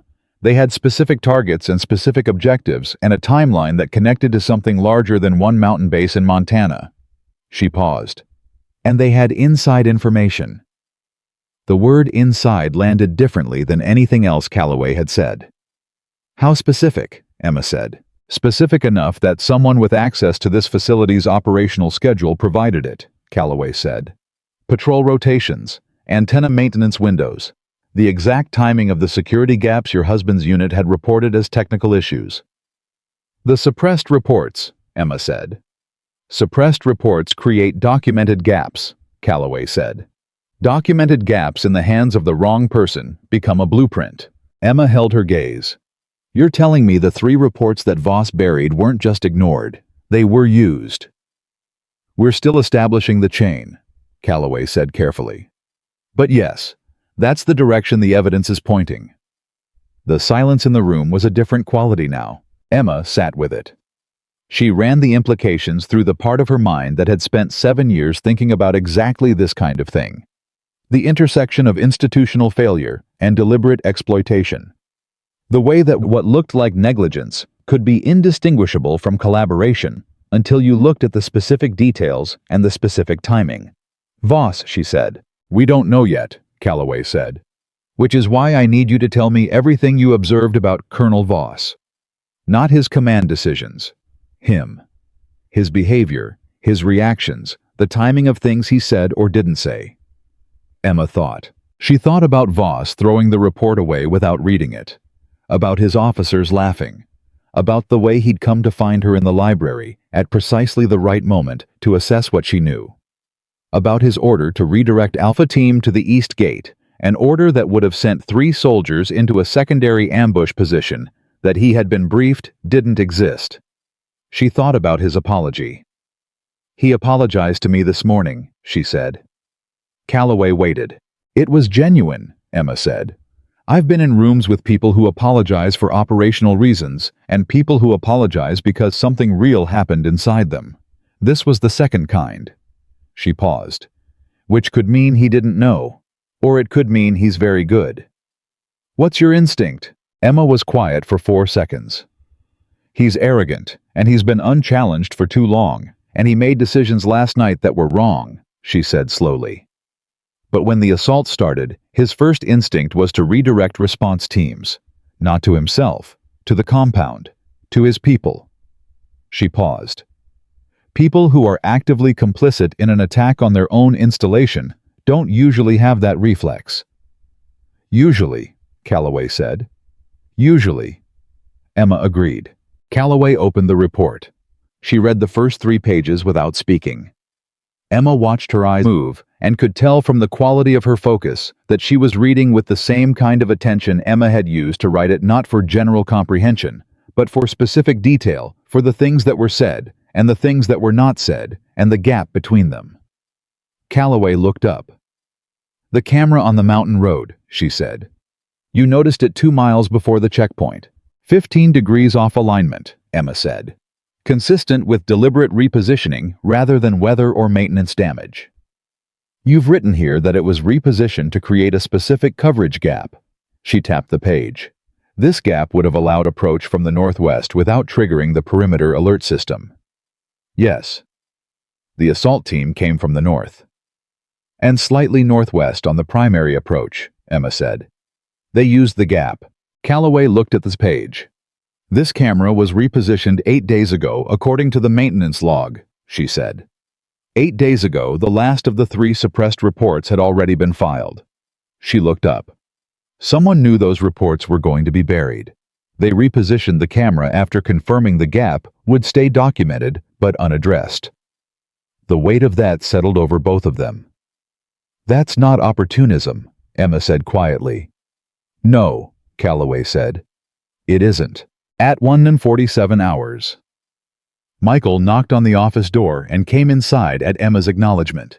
He looked at Calloway first, the look of a man calibrating a situation quickly, and then at Emma, and his expression asked a question, his mouth didn't.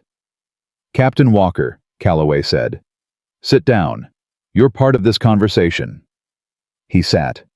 Calloway looked at him directly. You're countermand of Colonel Voss's order at 0546 this morning. Walk me through the decision. Michael glanced at Emma, then back to Calloway. My wife told me Alpha Team was walking into a secondary ambush position. She had been right about every other assessment she'd made since she arrived at this facility. I made a command judgment. Based on your wife's information. Based on the most accurate intelligence available to me at that moment. Michael said with a precision that told Emma he had been thinking about exactly how to say that. Calloway held his gaze.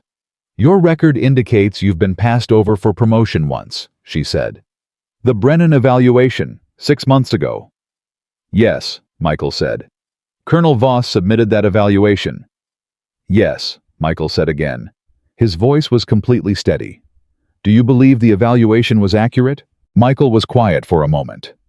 I believe it reflected Colonel Voss's genuine assessment of my performance, he said carefully. Whether that assessment was accurate is a different question. Calloway looked at him for a long moment. Then she looked at Emma. You said last night that Michael needed to be ready to assume operational command the moment Voss lost the situation. I did, Emma said. Why him specifically? Because he knows this facility and these soldiers, Emma said. Because his instincts under pressure are sound. Because he was the one person in the command structure who had been watching the same things I was watching and was willing to act on them when it mattered. She paused. And because he trusted me when trusting me was professionally dangerous. Calloway set down the report. She looked at both of them, first Michael, then Emma, then back to the space between them, where a marriage and a career and 6 years of carefully negotiated life existed. Mrs. Walker, she said, before this debrief goes on record, I need to ask you one more question.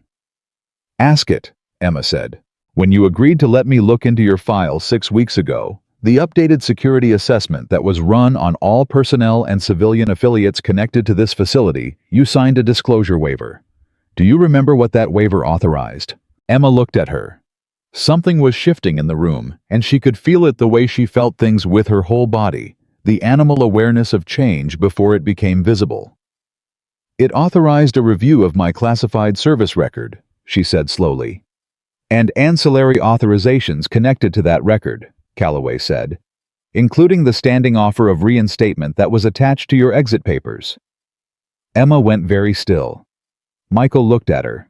My exit papers included a reinstatement offer, she said. Standard for assets of your classification level, Calloway said. Valid for 10 years from date of separation. You have 3 years remaining. She held Emma's gaze. Given what happened last night, and given what we're now understanding about the broader operation, this facility was targeted and the offer is no longer standard. The silence lasted 5 full seconds. What does that mean? Michael said.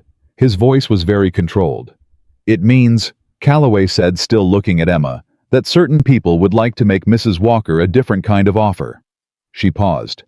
Not reinstatement. Something more specific, and more significant. Emma looked at her hands on the desk. She looked at the pen she'd been writing with for 2 hours. She thought about 4 hours of mountain road and chili and red wine and 2 weeks of quiet. She thought about a camera angled 15 degrees wrong and the precise moment she'd decided to notice it. I need to hear the specifics, she said. You will, Calloway said. After the formal debrief. She stood. Both of you. She looked at Michael. Captain the countermand on Voss's order, the investigation will look at it carefully. I want to be transparent about that. I understand, Michael said. I also want to be transparent that the 3 soldiers who would have walked into that secondary position are currently alive and unharmed, Calloway said. That fact will be in every report I write about last night. She picked up Emma's 41 pages. As will this. She walked out. Michael and Emma sat alone in the office. I didn't say anything immediately. He had the look of someone who had just learned something significant about a situation they thought they understood, and were now revising the entire picture from the ground up. Reinstatement offer, he said finally. I didn't know about it, she said. I believe you. He was quiet. A standing offer, for 10 years. Michael, I'm not angry, he said. I'm just... He stopped. I'm sitting here thinking about the last 6 years. Every time you woke up at 0200 and couldn't go back to sleep. Every time we drove somewhere and you cataloged every person in the parking lot before you got out of the car. Every time you watched the news and got that look. He paused. I thought it was something you were working through. It was, she said. But it was also just you, he said. That's just what you are. She looked at him. Does that scare you? He thought about it. He was a man who didn't answer important questions carelessly, which was one of the things she had loved about him from the beginning. He thought about it for real with the specific attention it deserved. No, he said. It doesn't scare me. He met her eyes. What scares me is what almost happened last night if you hadn't been here. What scares me is those 3 soldiers at position 7. He paused. What scares me is that you've been carrying all of this alone for 6 years because you thought it was something I needed you to be done with. She opened her mouth. And I'm sorry for that, he said. If I made you feel like you couldn't. You didn't, she said. Michael, you didn't. That was my choice. I made it because I wanted to. I wanted the quiet. I wanted the chili and the wine and the Tuesday afternoons. I still want those things. She paused. I just also appear to still be the other thing. Yeah, he said softly. You appear to be. They looked at each other across the desk. What are you going to do, he said, about whatever Calloway is going to offer you? I don't know yet, she said honestly. I need to hear it. Okay, he said. Okay. I'm not going to tell you what to decide, he said. I've never done that, and I'm not starting now. He paused.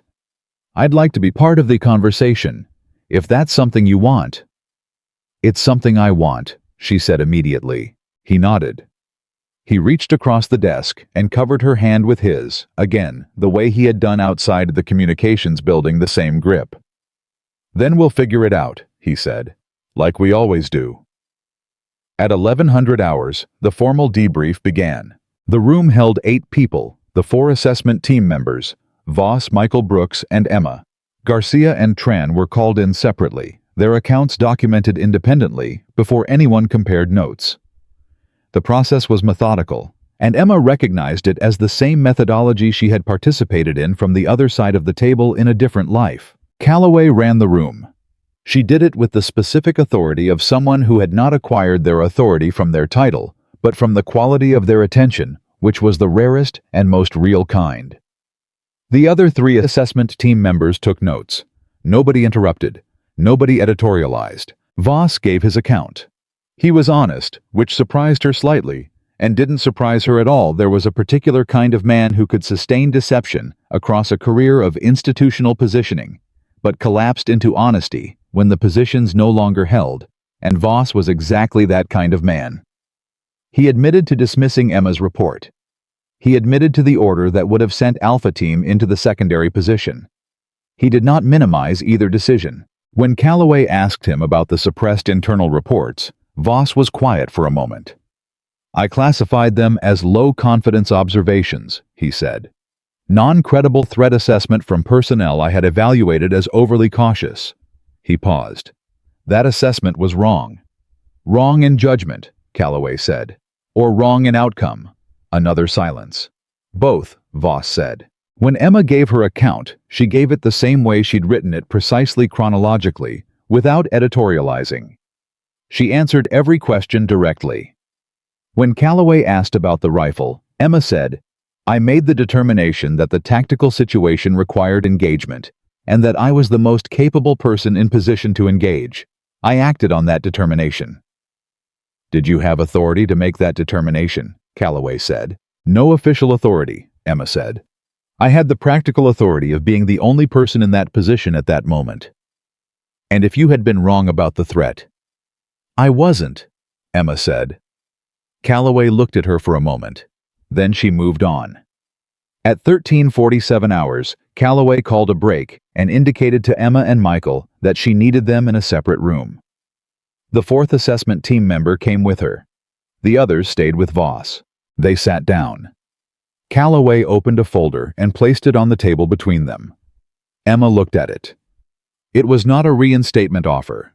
It was something with a different header, a different classification level, and a scope that she read through twice before she fully understood what she was looking at. When she did, she looked up at Calloway. This isn't a field role, she said. No, Calloway said. It isn't. This is a program, Emma said. A program that doesn't exist yet, Calloway said, because the person who would run it hasn't agreed to run it yet. She paused. Last night demonstrated something that a very small number of people have been arguing for a long time, that threat assessment capability is degraded when it's filtered exclusively through institutional hierarchy, that the people most likely to see what's coming are often the people with the least authority to make anyone listen. She held Emma's gaze. You built a response team in 4 hours from 3 soldiers whose reports had been buried. You identified a coordinated assault, a secondary ambush position, and a communications disruption attempt, and you neutralized all 3 without the authority or the resources of your actual rank. She paused. The program is for people like Brooks and Garcia and Tran. People who see things correctly and need the institutional architecture to back them up. Emma looked at the folder. She looked at Michael. He was reading over her shoulder, and his face was very still and very focused. "Where would it be based?" she said. "Wherever you decide," Calloway said. "The program follows its director." "And Colonel Voss," Michael said. Calloway looked at him. "Colonel Voss is going to face a formal review of his command decisions and the suppressed reports. Whatever that review determines will be handled through appropriate channels." She paused. "What I can tell you is that the 3 reports from Brooks, Garcia, and Tran will be formally restored to the record and annotated with last night's outcome. That annotation will follow Voss's file for the remainder of his career. It was not justice exactly. Emma knew that. Justice was a more complicated thing than institutional annotation and formal review, but it was accountability. Real documented permanent accountability. She looked at the folder on the table. She thought about the camera on the mountain road. The specific moment of noticing it.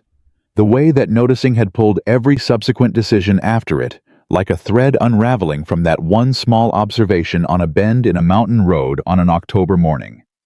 She thought about Brooks saying, "You're the captain's wife who found 3 observation posts in the dark. That's enough credibility for me." She thought about Garcia saying, "Nobody's ever said that what we did mattered." She looked at Michael. He was looking at her, not telling her what to decide, waiting to be part of the conversation. She looked at Calloway. "Give me the night," she said. "You have it," Calloway said immediately. Emma pushed back from this table and stood up. She picked up the folder. She looked at it one more time. Then she set it back down. "Actually," she said, "I need to ask you one question first." "Ask it," Calloway said. Emma looked at her. "The 6 weeks of pre-incident monitoring of this facility," she said. "The updated security assessments on all personnel and civilian affiliates." She paused. "Was I here by accident, or was I sent?" The room was completely silent. Calloway looked at Emma for a long moment. And the answer in the quality of that silence, in the specific way. Calloway held her gaze before she answered, was the most significant thing Emma Walker had learned all day. Calloway didn't answer immediately. That was the answer. Emma had been in enough rooms with enough people who were good at controlling information to know the difference between someone buying time to formulate a response and someone deciding how much of the truth to give. Calloway was doing the second thing. She was measuring, calculating what Emma could handle and what the situation required and where those 2 things overlapped. The calculation took 4 seconds. Then Calloway said, "Sit back down, Emma." Emma sat. Michael beside her had gone very still. The stillness of a man who had just realized that the shape of the last several days was different from what he'd believed it to be, and who was holding himself together while he recalibrated everything. Calloway folded her hands on the table. "6 weeks ago," she said, "we identified this facility as a probable target in a larger operation. We had intelligence suggesting the attack would come during the current training cycle through the specific security gaps that had been developing over the previous months. We knew the gaps. We did not know the timeline with enough precision to justify a full security intervention, and a full security intervention would have alerted the people we were trying to identify. So you needed someone inside," Emma said. "Someone who could move without alerting anyone. Someone with the capability to read what was happening in real time. Someone who had plausible reason to be here," Calloway said. "Someone whose presence would not read as institutional." "The captain's wife," Emma said. "The captain's wife," Calloway confirmed. The words sat in the room like stones dropped in still water, each one sending out rings that displaced everything around them. Michael spoke first. His voice was very controlled.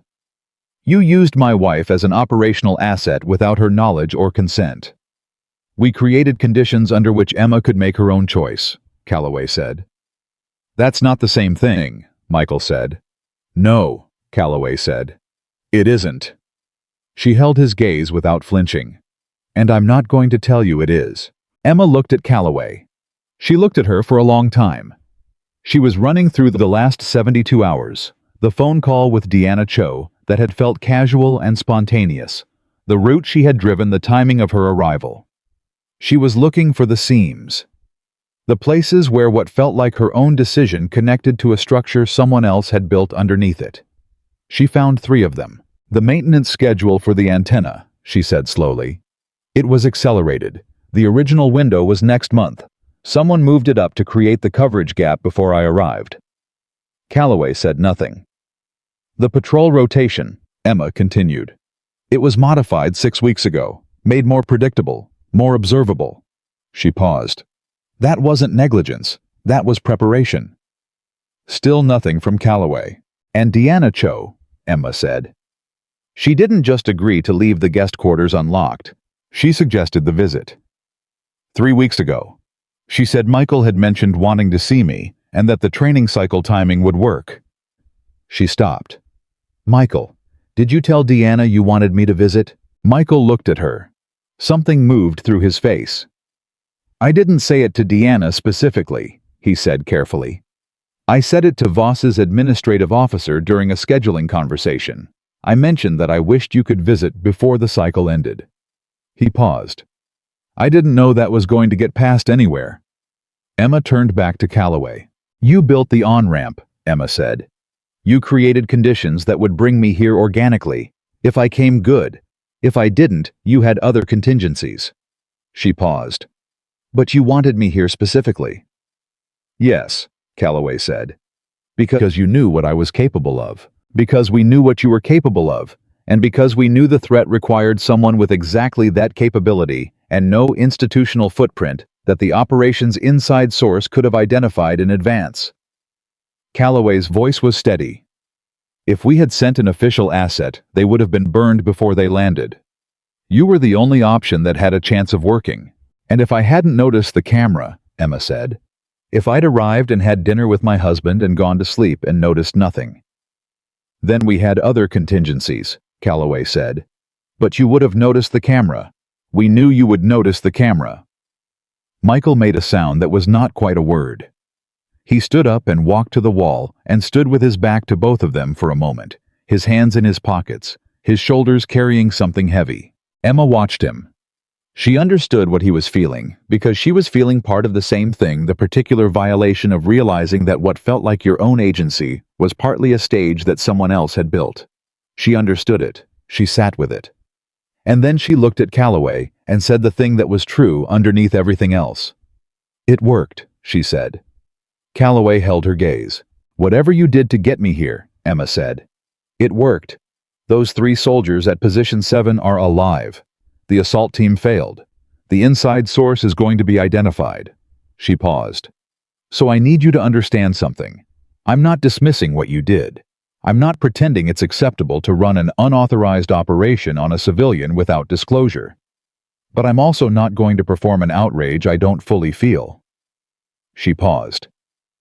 Because if someone had told me 6 weeks ago that a base full of soldiers was going to be attacked, and the best way to stop it was for me to show up as myself and do what I actually do, I would have said yes. The room was completely quiet. Michael turned around from the wall. He looked at Emma. Something in his face had shifted, not resolved, not finished, but moved through the first and hardest layer of it. You would have said yes, he said, not questioning, processing. Yes, she said simply. He looked at her for 3 full seconds. Then he sat back down. Then why didn't they ask? He said to Calloway. The question was very quiet, very direct. Because if she'd known, Calloway said, her behavior on arrival would have been different. Different enough that someone watching would have noticed. She paused. The person providing inside information to the assault team was watching everyone who entered this facility. If Emma had arrived with operational foreknowledge, the attack would have been postponed, and we would have lost the chance to close the operation entirely. Who is it? Emma said. Calloway looked at her. The inside source, Emma said. You said the evidence is pointing somewhere. You have enough to know it's not Voss. Who is it? Calloway picked up her phone. She turned it to face Emma. Emma looked at the screen. The name on it was not one she had expected. It was not an officer. It was not someone in the command structure. It was someone peripheral administrative, the kind of person who existed in the background of every military installation and was therefore invisible in exactly the way that made them useful. The name was Specialist Kevin Mars, Voss's administrative officer. The same one Michael had mentioned 3 weeks ago in a scheduling conversation, where he had said casually, incidentally, the way people say things that don't feel important, that he wished Emma could visit before the training cycle ended. Emma went cold and controlled in the specific way she went cold and controlled when something clicked into place that she didn't want to be true. He heard Michael's comment, she said, and passed it up the chain, Calloway said, to people who were trying to determine whether the operation could proceed on schedule or needed to be moved. When Michael mentioned you, those people made a different calculation. They wanted to move the timeline up, Emma said, before you could potentially observe anything. They didn't know who you were. Your classified record isn't publicly accessible. But a spouse visiting a secure facility is a variable. They wanted the operation completed before the variable arrived. She paused. Which is why the assault came when it did, rather than later in the training cycle as originally planned. Michael's comment about me visiting accelerated the attack, Emma said. Yes, Calloway said. Michael was very still. My comment, he said, in a casual conversation. Specialist Mars has been in contact with the operation's external coordination for 4 months, Calloway said. Everything that passed through Voss's administrative office, including casual conversation, went into a report. She paused. He is currently in a room on the other side of this facility, being interviewed by 2 of my colleagues. Emma thought about Mars. She had seen him twice in her 2 days at the facility, once near the command building, once in the commissary. She had noted him both times in the way she noted everyone. Medium height, early 30s, the kind of face that was designed by nature to be forgotten. He had looked at her with the mild curiosity of someone watching the captain's wife navigate an unfamiliar environment. She had not flagged him. She sat with that for a moment.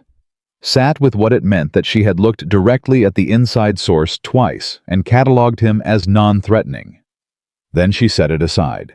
She had found everything else correctly. She had found it in time. She had done what she came to do, even without knowing she'd been sent to do it. What happens to him, she said. That's above both our pay grades, Calloway said. And to Voss. Calloway chose her words carefully. Colonel Voss will face a formal review for the suppressed reports and for the command decisions he made during the engagement. The review will be thorough, and the outcome will reflect the full picture. She paused. Including the report you wrote this morning. Emma nodded.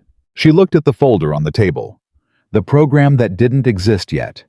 The offer that wasn't reinstatement but was something else, something larger, something that would require her to make a decision about who she was and what she was going to do with it. She reached out and pulled the folder toward her. She opened it to the first page. She read it carefully for the 3rd time, with the particular attention of someone who was no longer reading to understand, but reading to decide. At 1:500 hours. Emma Walker asked Calloway for the room. Calloway stood without hesitation and left. Her 3 colleagues followed without being asked. The door closed. Emma and Michael sat alone with the folder and the silence and everything that had accumulated in the last 48 hours. Michael looked at the folder. He looked at Emma. Tell me what you're thinking, he said. All of it. She told him. She told him about the part of her that had felt when she picked up the rifle in the dark and moved to the rooftop and settled into position, like something that had been braced against itself for 6 years, had finally relaxed. She told him that this scared her because she didn't want it to mean that she'd been wrong to want the quiet, the chilly, the Tuesday afternoons. She told him she still wanted those things. She also told him that she had looked at the 3 observation posts on the ridge and felt something that she could only describe as recognition, not fear, not excitement, just the deep and settled recognition of someone who had found the thing they were built for. She told him all of it without editing the way she had promised to, when she said she'd tell him everything tonight, because tonight had apparently arrived early, and this was the room where it was happening. Michael listened without interrupting. He was very good at that, better than almost anyone she knew. He listened with his full attention, and he waited until she was actually finished before he said anything. When she finished, he was quiet for a moment. Then he said, "Do you think you could do this without losing the other parts?" "I don't know," she said honestly. "I think I could try." "The program," he said. "It's not field work. You'd be building something. Training people. Creating the institutional structure that Brooks and Garcia and Tran didn't have." "Yes. That's different from what you used to do." "Very different," she agreed. "Is it enough?" he said. "For the part of you that noticed the camera on the mountain road." She thought about that. She thought about Garcia's face when she said his report had always mattered. She thought about Brooks firing 2 shots into the mountainside at exactly the right angle to make a trained assault team believe they were outnumbered. She thought about Tran's precise, careful documentation of the bivouac site that nobody had listened to. "Yes," she said. "I think it might be more than enough." Michael nodded slowly. He looked at his hands on the table. He looked up. "I want to ask you something, and I want you to answer it the same way you've been answering everything else." "Okay," she said. "Do you need me to be okay with this, for it to be the right decision?" She looked at him. The question landed somewhere deep. She felt the weight of it, the real specific weight of it, because it was the most honest thing he could have asked her, and it deserved the most honest answer she had. "No," she said. "The right decision is the right decision regardless. But I need you to be in it with me, not approving from the outside, in it." He looked at her for a long moment. "Then I'm in it," he said. She reached across the table and put her hand over his. They stayed like that for 30 seconds. Not talking, not planning. Just 2 people who had navigated 2 days of extraordinary circumstances and come out the other side, still holding on. Then Emma picked up the pen that had been sitting beside the folder since Calloway left the room. She signed her name on the last page of the document. She capped the pen. She pushed the folder toward Michael's side of the table. He looked at her name on the page. He looked at her face. "Should I get Calloway?" he said. "Give me 5 minutes first," she said. He nodded.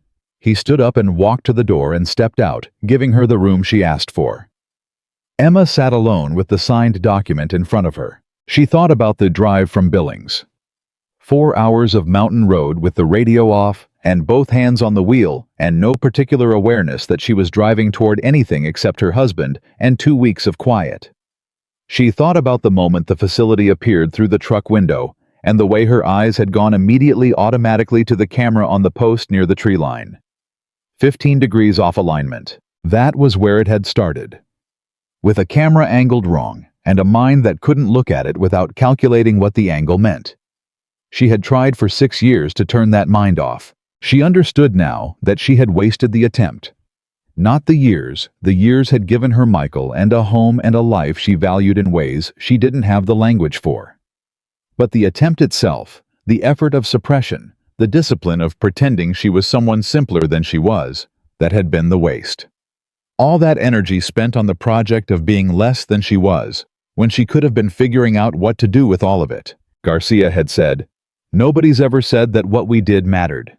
Emma was going to spend the next chapter of her life making sure that changed. She was going to build something. Not a program in the abstract, not a bureaucratic structure with a classified budget and a government acronym. Something real. A place where the Garcias and the Trans and the Brookses of every installation and every unit could bring what they saw and know that someone with the authority and the capability to act on it was listening. She was going to build the thing that had not existed for her when she needed it. The thing that had not existed for those 3 soldiers when they filed their reports and watched them disappear. She was going to make sure that the next Emma Walker, the next person who drove up a mountain road and noticed a camera angled 15 degrees wrong, had somewhere to go with what they saw. At 15:21 hours, Michael opened the door and Calloway walked back in. She looked at the signed document on the table. She looked at Emma. She didn't say anything immediately, which Emma had come to understand was Calloway's version of warmth. She let moments be what they were without filling them. Then she said, "The formal debrief restarts at 1600. After that, we'll discuss logistics." "I have conditions," Emma said. "I expected you would," Calloway said. "Brooks, Garcia, and Tran," Emma said. "Their transfers are part of the program's initial staffing, non-negotiable.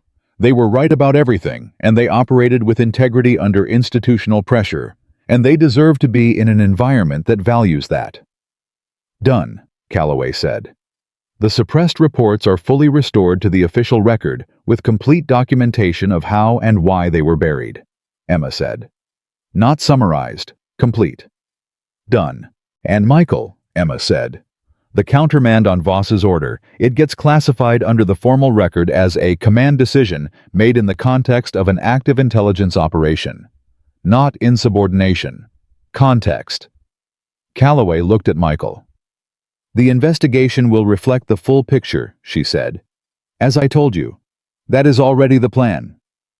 "I want it in writing before 1600, Emma said. Calloway's almost smile appeared again. "You're going to be very good at this," she said. "I know," Emma said. At 1558 hours, 2 minutes before the formal debrief was scheduled to resume, Emma walked down the corridor toward the meeting room and found Brooks leaning against the wall outside it, arms crossed with the expression of someone who had been waiting. "Ma'am," Brooks said. "Sergeant," Emma said. A pause. "I heard something," Brooks said. Informally. "About a program." Emma looked at her. "What did you hear?" "That it's going to need people who can do what we did last night," Brooks said. "See things correctly, without being ignored." "That's accurate," Emma said. Brooks was quiet for a moment. She looked at Emma with the direct assessing attention that Emma had recognized from their first conversation in the corridor outside the armory. "Are you running it?" she said. "Yes," Emma said. Brooks nodded once, slowly. The nod of someone who had just confirmed something they'd already decided. "Then I'm in," she said. "If you'll have me." "You were in before you came to find me in that corridor at 0400, Emma said. "The moment you noticed the camera angle, the moment you sent the message to Deanna Cho, you were already in." Brooks looked at her. "You just needed the structure to catch up to you," Emma said. Something moved through Brooks's face. Not quite emotion, she was too controlled for that to surface fully. But the edges of it. The way a person looks when they hear something that confirms what they had believed about themselves, but had stopped being certain of. "When do we start?" Brooks said. "We already started," Emma said. "Last night at 0200 when you decided to see something instead of look away from it." She pushed the door open and walked into the room. The formal debrief lasted 3 hours and 14 minutes. Emma spoke for 40 of those minutes answering questions from Calloway's team with the same precision she'd used in the written report. She was specific, and she was complete, and she did not protect anyone who didn't deserve protection, and she did not fail to credit anyone who deserved credit. When they asked about Colonel Voss, she said what she believed, that his failures were real and consequential, and that they existed inside a system that had made those failures possible by concentrating too much authority in too few people without adequate accountability. She said this directly. She said it on the record. When they asked about her own actions, she said, "I did what the situation required. I would do it again." When they asked whether she believed the program being proposed would have changed the outcome of the events at this facility, she said, "The outcome of last night would have been different if one person with institutional authority had read one of those 3 reports and acted on it. That's not a complicated problem. It's a structural one. And structural problems have structural solutions." At 1904 hours, the formal debrief concluded. Emma walked out of the building into the October air and stood for a moment with the cold hitting her face and the particular exhaustion of someone who had been running at maximum capacity for nearly 20 hours and was only now allowing the weight of it to arrive. Michael came out behind her and stood beside her without touching her. Just closed the way he did when he understood she needed to feel the air rather than be held away from it. She tilted her head back. The Montana sky at night in October was the kind of thing that made people who hadn't seen it feel like the world was larger than they'd believed. She had forgotten how large it was. "You okay?" Michael said. "Yes," she said, and meant it. "Tell me something," he said. "The night you arrived, when you drove up and noticed the camera, did any part of you think about turning around?" She considered the question honestly. "No," she said. "I thought about calling you. I thought about whether you'd want to know what I was seeing. I thought about whether I was reading it correctly." She paused. "I didn't think about turning around." "Because you couldn't," he said. Not a question. "Because that's not how it works," she said. "You see something real and you deal with it. You don't stop seeing because dealing is inconvenient." I was quiet for a moment. Then he said, "I want you to teach me that." She turned to look at him. "Which part?" "The part where you decided to stop pretending you don't see what you see," he said. "I think I've been doing in my own way. With Voss. With the promotion. With things I noticed about this facility months ago that I wrote off because noticing them would have been inconvenient." He paused. "I want to stop doing that." She looked at him for a long moment. "Then stop," she said simply. "It doesn't require permission. It just requires deciding." He nodded. He exhaled. Something in his shoulders released that had been held there, she realized, for longer than last night. Longer than 2 days. Months, maybe. The long accumulation of a man who had been making himself smaller than he was, because the institution around him rewarded smallness in ways that competence sometimes didn't. She recognized it because she had done the same thing. She was done doing it. At 2200 hours in the borrowed guest quarters, where she had laid down in her clothes at 0100 the night before, and listened to the mountain outside, Emma Walker sat on the edge of the bed and called Deanna Cho. Deanna answered on the second ring. "Emma." Her voice had the quality of someone who had been waiting all day and trying not to show it. "How much did you know?" Emma said. Not angry, direct. A silence. "More than I should have been comfortable with," Deanna said finally. "Less than you deserved to know." Another pause. "I'm sorry." "Are you a part of it?" Emma said. "The program." "No," Deanna said. "I was asked to facilitate your visit. That's all I was asked to do." "And you did it." "I thought—" Deanna stopped. "I thought if anyone could walk into that facility and see what was coming, it was you. I've known you a long time, Emma. Longer than Michael, technically. I knew what you used to do." She paused. "I thought if there was anyone who could do it without getting hurt," Emma said. "Yes," Deanna said quietly. Emma sat with that. The specific weight of it being known well enough that someone believed in your capability, not enough to give you the choice of using it. The line between faith and manipulation, which was thinner than most people wanted to acknowledge. "I'm not going to be angry at you," Emma said. "I've decided that. But I need you to know that the next time someone asks you to facilitate something that affects me without my knowledge, the right answer is to call me." "I know," Deanna said. "I know that now." "Okay," Emma said. Another silence. "Are you really going to run it?" Deanna said. "The program." "Yes," Emma said. "Good," Deanna said, and the word carried a relief that was bigger than the conversation.